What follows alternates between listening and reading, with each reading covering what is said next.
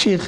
qof kale ayaa wuxuu soo weydiiyay su'aashan nin baa aabihiis oo oday ah naagtiisa uga tagay wuxuuna aaday wadamada reer galbeedka naagtiisa ayuu soo wacaa wuxuuna ugu hanjabay inuu furayo haddiisan ka tegin odaygii uu uga tego aabihiis ahaa oo ay ka guurin wuxuuna markaas kula taliyaa ama amar uu ku siiyaa in ay uga tagto meesha uu joogo odayga oo ay ka guurto muxuu xaalkiisa yahay sheekho alxamdulillaah horta gabadha khayr allaha siiyo inta la hanjabayo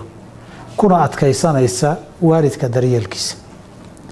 amarkiisana طاعة كمالها وأمر معصية وي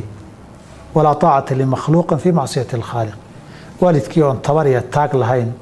وضيع مال الله إن لغتها جاي ما بنانا السجون حق مالها أمر كانوا بحيه السجون قدام بابي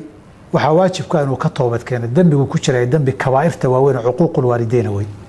السجون واجب يتوبت كان بالغ الربا جوادنا إلهي سبحانه وتعالى حتى يسوي هديه وفره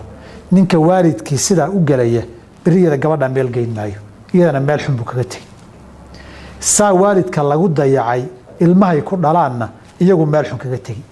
saa darteed gabadhu waxaan ku dardaarmayaa ha ku adkaysato daryeelka waalidka ninkan duqan amraya ninkeedan amrayana amarkiisu waa macsiyo oo taaca kuma laha